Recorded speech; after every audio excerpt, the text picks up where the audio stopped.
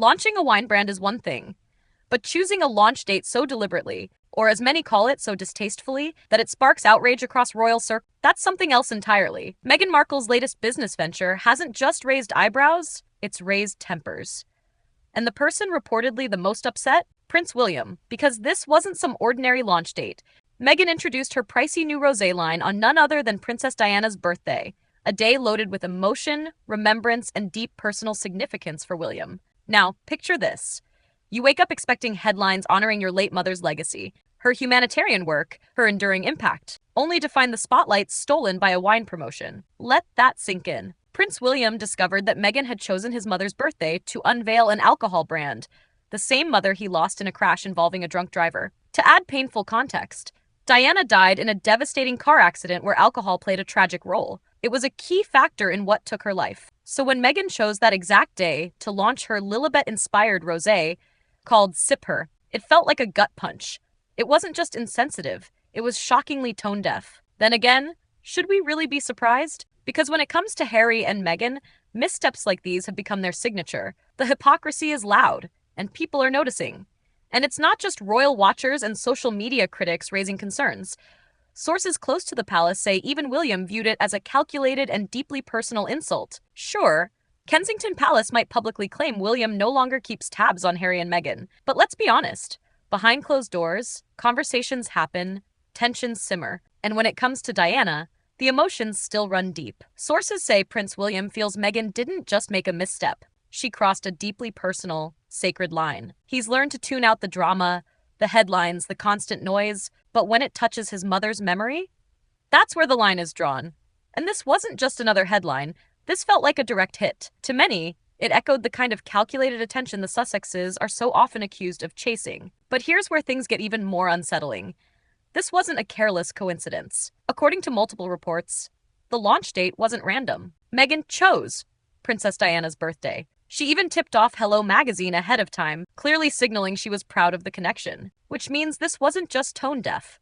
It was deliberate. Once again, Meghan positioned herself within the Diana narrative, something she's done time and time again. From subtle nods to direct comparisons, she's continuously tied her brand to the legacy of the late princess. And this isn't a one-off moment. It fits a long-running pattern, where Diana's memory feels less like a tribute and more like a tool. From Netflix specials to Oprah sit-downs, from Spotify moments to carefully crafted soundbites, Diana's story has been used to frame Meghan's own. But this wine launch? Many feel it went too far. Because Diana's death wasn't just a media storm, it was a shattering personal loss. It tore through the lives of her sons. To William, her memory is sacred. To Meghan, it's starting to feel, at least to critics, like just another marketing angle. To make matters worse, while Prince William spent the day quietly pushing forward with Homewards, his homelessness campaign inspired by Diana's humanitarian legacy, Meghan chose to turn that same day into a glossy stage for selling premium-priced rosé. We're talking $90 for 3 bottles, from a vineyard she reportedly hasn't even visited. And yes, people noticed. They saw the disconnect. They saw how Meghan, once again, managed to make the moment about herself. And that's the part that stings the most. She now has a built-in excuse to appear every year on Diana's birthday. Camera ready, wine in hand, headlines guaranteed. This isn't just branding. It's a strategy. An annual spotlight disguised as tribute, but functioning more like a hijack of Diana's legacy, wrapped in the language of homage. But most people can see it for what it really is. A cynical brand maneuver, one that feels far more like exploitation than remembrance. And Prince William?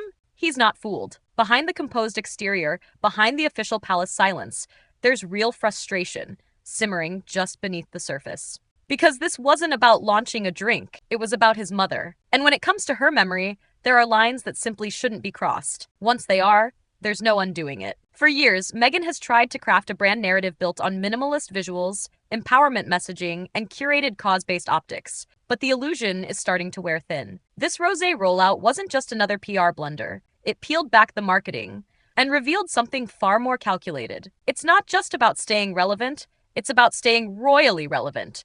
And Diana? She remains Meghan's most powerful link to that world, the only connection that still resonates globally. Prince William sees it. He's seen it happening in slow motion, year after year. It started with the tribute-filled interviews. Then came the documentaries, the photo ops that looked inspired by Diana's legacy, even wardrobe choices that felt eerily familiar. The public may write it off as coincidence, but inside palace circles, many see it as something far more unsettling: obsessive mimicry. And Catherine, the Princess of Wales, has felt the impact personally. Sources close to her say that the copying, from signature scents to fashion choices to Meghan's photo-ready posing, has crossed into uncomfortable territory. Take Meghan's new jam and honey line, for instance, Orange Blossom. Coincidentally, Orange Blossom has long been Catherine's signature fragrance. Coincidence? Maybe. But after years of parallels, the royal family isn't so sure anymore. It's not just about products anymore. Sources say Meghan has turned almost everything into merchandise, from her children's outfits to intimate moments she shared with Harry, all repackaged as selling points or soft marketing hooks. She once criticized people for using kids in affiliate campaigns, yet ironically, she's featured her own children wearing outfits nearly identical to what William and Catherine's kids are known for, in what many saw as a not-so-subtle promotional move. There's a difference between being inspired by a public figure and borrowing from their private lives to promote your brand. And Meghan? She's blurred that line more than once. What's baffling insiders even more is how blatant the hypocrisy has become. Take the now infamous interview with Emma Grede, for example. Meghan painted herself as the underdog, a biracial actress shut out of Hollywood. But insiders from the industry have long challenged that narrative. Her struggles weren't because of her background. They say it was her acting. Decent at best, forgettable at worst. The only role that ever stuck? Rachel Zane on Suits. And even then, producers have said the part worked because Meghan was, essentially, just playing a version of herself. And Emma Grede's face during that moment? It spoke volumes. Confused, slightly hesitant, trying to smile through it, but clearly not sold on the story. The same expression every Meghan interviewer seems to develop, like they're carefully navigating a fragile narrative, afraid to push too hard. But Meghan's real issue isn't the press. It's her inability or refusal to read the room. Even when someone is trying to support her image, she somehow manages to derail the moment. Then there's that infamous swing photo.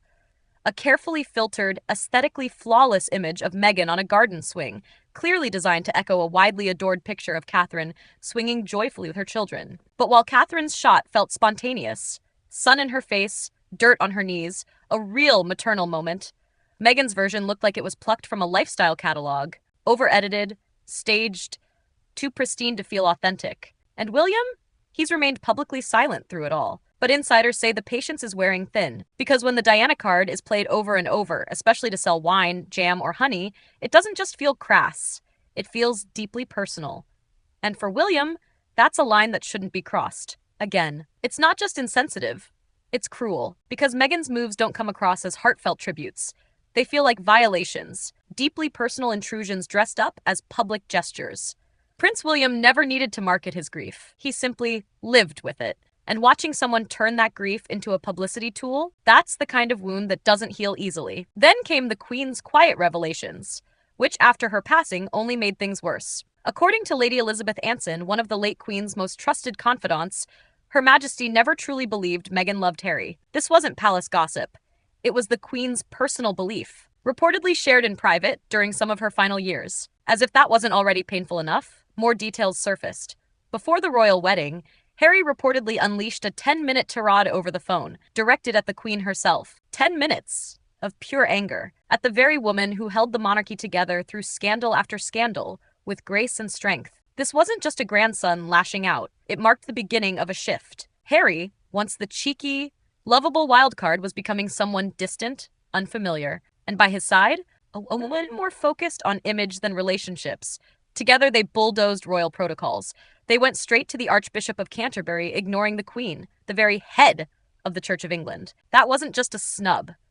It was a fracture. People close to the Queen say she wanted to give Meghan a real chance. But Meghan didn't just bend the rules. She tossed them out completely. And not in a Diana-esque way, full of empathy and rebellion. In a way that felt cold, calculated, and always self-serving. The Queen had weathered rebellion before, but what she couldn't abide was exploitation. And so, the warm welcome turned into quiet distance. Still, out of love for Harry, the Queen never publicly condemned them. But behind closed doors, those near her saw the sadness, the disillusionment, and the quiet heartbreak of watching her grandson drift away. This was the same Harry she protected after Diana's death. The same Harry whose scandals she smoothed over, whose future she tried to preserve, even when he didn't always earn it. But now, that Harry stands in limbo, not fully embraced in Britain, not fully respected in America.